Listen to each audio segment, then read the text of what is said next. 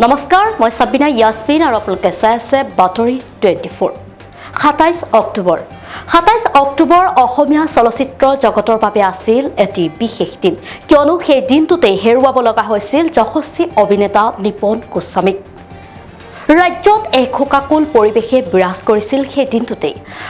আজি যি শিলপুখুৰীস্থিত নিপন গোস্বামীৰ বাসগৃহ সেই বাসগৃহত উপস্থিত হৈছেহি ৰাজ্যৰ মুখ্যমন্ত্ৰী ডক্টৰ হিমন্ত বিশ্ব শৰ্মা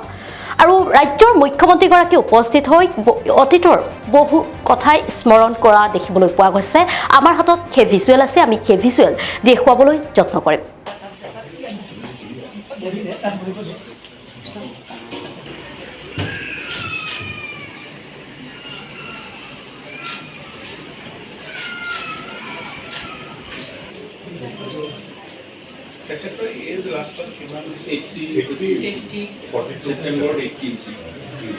অসমৰ বোলছবি জগতৰ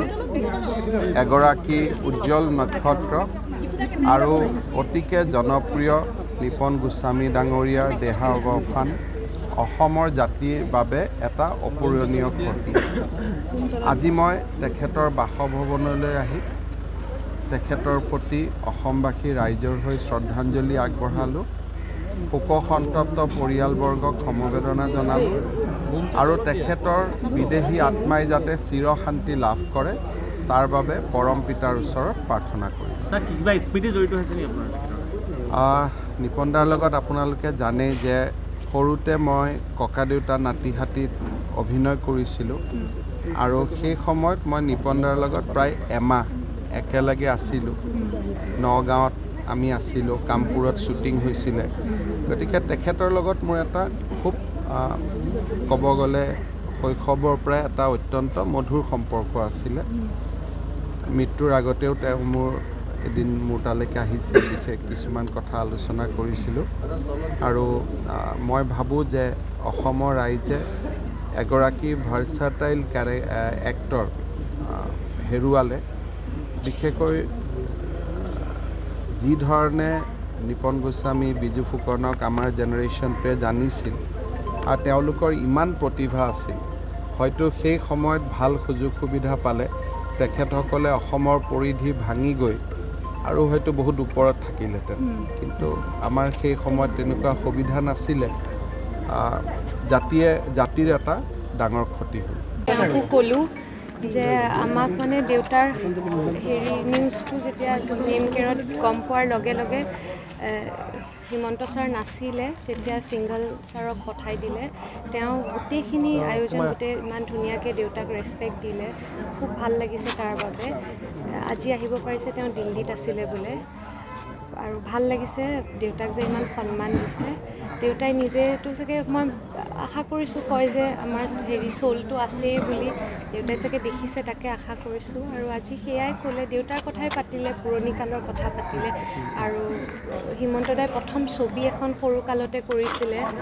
দেউতাৰ লগত তাৰ বিষয়ে ক'লে বাকী আমাক সুধিছে আমি কি কৰিব বিচাৰিছোঁ ইয়াতে আমিতো এনেই আগতে বম্বেত আমি কিন্তু কৰোণা হোৱাৰ পৰা ইয়াতে আছোঁ 3 বছৰ ধৰি ৱৰ্ক ফ্ৰম হোম চলি আছে আৰু আমি এতিয়া মানে কি মোৰ হাজবেণ্ড সিদ্ধাৰ্থ এই ঘৰখনতে ডাঙৰ হৈছে আমি এইটো ফ্লেটত 25 বছৰৰ ওপৰ হৈ গ'ল ফ্লেটৰ গোটেইখিনি মানুহ পৰিয়ালৰ নিচিনা আৰু দেউতা বুলিলে নিপন গোস্বামী বুলিলে এই পিডি চলিহা ৰোড টমাস্কাৰ এপাৰ্টমেণ্ট দেউতাৰ আইডেণ্টিটি এই ঘৰটোতে আমি থাকিম সেই ঘৰটো আমি অন্ততঃ আমি ৰাজা সিদ্ধাৰ্থ আৰু মই জীয়াই থকালৈকে এই ঘৰখনতেই আমি থাকিম আমি সেইটো ডিচিশ্যন লৈছোঁ তাকে সেইখিনিয়ে কথা পাতিলোঁ আৰু বাকী ভাল লাগিছে সকলোৱে যে ইমান মৰম দিছে দেউতাক আৰু দেউতা সদায় ৰাইজৰ মানুহ আছিলে আৰু সেইটোৱে দেউতাৰ মেডিচিন আছিলে আৰু আজি যে সকলোৱে ইমান মৰম দিছে তাৰ বাবে একদম সঁচাকৈ যদি কওঁ এই 13 দিন হয়তো এই নিয়মবোৰে সেইকাৰণে চাগে আমাক সহায় কৰে সকলো আহি আছে আৰু ব্যস্ততাৰ মাজত আছোঁ আৰু এনেকুৱা ধৰণৰ কিছুমান যিহেতু এতিয়া মোৰ মা সিদ্ধাৰ্থ আৰু মই আমি তিনিওটাই আছোঁ কাৰণ ময়ো একমাত্ৰ ছোৱালী আৰু মোৰ দেউতাক 2019ত মই হেৰাইছোঁ আৰু খুব কম সময়তে দুজন আমাৰ আচল পিলাৰ অফ ষ্ট্ৰেংথ দেউতা আৰু পাপাটো নাই এতিয়া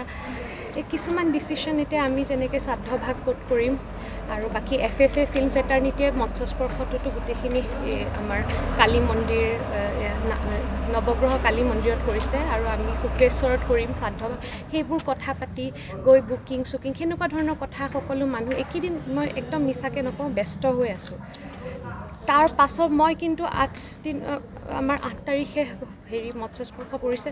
তাৰ পিছদিনাখন কি কৰিম কিন্তু এতিয়ালৈকে একো ভাবিব পৰা নাই নাজানো দেই কি কৰিম ইয়াতে থাকিম কিবা ইয়াতে থাকি পেলাই কেনেকুৱা লাগিব ঘৰখনটো অদ্ভুত লাগিছে কাৰণ আমাৰ 4জন আছিলোঁ আমাৰতো সৰু টফি বুলি আমাৰ সিটো আছে এতিয়া নাই মাৰ তাত থৈ আহিছোঁ বাকী 4জন মানুহ আছিলোঁ কাৰণ দেউতাৰ লগত সদায় কেয়াৰটেকাৰ লুকু সিও একদম ল'ৰাৰ নিচিনাই কৰিছে দেই দেউতাৰ কাৰণে লুকু আছিলে কিন্তু এতিয়াতো লুকু যাবগৈ সি 2 দিনমান থাকি তাৰপিছত নাজানো এজনো নাই নাজানো কি কৰিম আৰু তাৰপিছত আপোনালোক সকলোৱে থাকিব আৰু দেউতাক সদায় মৰম দি থাকিব ইফালে শুকুৰবাৰৰ দিনটোতেই আমাৰ মাজৰ পৰা হেৰুৱাব লগা হৈছে চিত্ৰশিল্পী নীলপৱন বৰুৱাক আৰু বেলতলাস্থিত যি বাসগৃহ সেই বাসগৃহত আজি ৰাজ্যৰ মুখ্যমন্ত্ৰী ডক্টৰ হিমন্ত বিশ্ব শৰ্মা উপস্থিত হোৱা দেখিবলৈ পোৱা গৈছে আৰু বিদেশ আত্মাৰ কামনা কৰিছে শ্ৰদ্ধাঞ্জলি জ্ঞাপন কৰা দেখিবলৈ পোৱা গৈছে নীলপৱন বৰুৱাৰ বাসগৃহত উপস্থিত হৈ প্ৰতিষ্ঠা চিত্ৰশিল্পী অসম গৌৰৱ বঁটা প্ৰাপক আছিল নীলপৱন বৰুৱা আৰু নীলপৱন বৰুৱাৰ বিয়োগত মৰ্মাহত হৈ পৰিছিল ৰাজ্যবাসী আজি গুৱাহাটীৰ বেলতলাস্থিত যি সৌৰভ নগৰৰ বাসগৃহ সেই বাসগৃহত উপস্থিত হৈছে ৰাজ্যৰ মুখ্যমন্ত্ৰী ডক্টৰ হিমন্ত বিশ্ব শৰ্মা আৰু তেখেতে এইদৰে দেখিবলৈ পোৱা গৈছে বিদেশ আত্মাৰ চিৰশান্তি কামনা কৰাৰ লগতে শোক সন্তপ্ত পৰিয়ালবৰ্গলৈ গভীৰ সমবেদনাও জ্ঞাপন কৰিছে এইদৰে মাল্যাৰ্পণ কৰা দেখিবলৈ পোৱা গৈছে নিৰলস সাধনাৰে বৰুৱাদেৱৰ বিগত কেইবা দশক জুৰি অসমৰ কলাক্ষেত্ৰখনত সমৃদ্ধ কৰি আহিছিল বুলিও ৰাজ্যৰ মুখ্যমন্ত্ৰী ডক্টৰ হিমন্ত বিশ্ব শৰ্মাই মন্তব্য আগবঢ়াইছে কালৰ সোঁতত তেখেত আমাৰ মাজৰ পৰা নোহোৱা হৈ গ'ল আমি তেখেতৰ বিদেশী আত্মাৰ প্ৰতি শ্ৰদ্ধাঞ্জলি জনাবলৈ বাসভৱনলৈ আহিছিলোঁ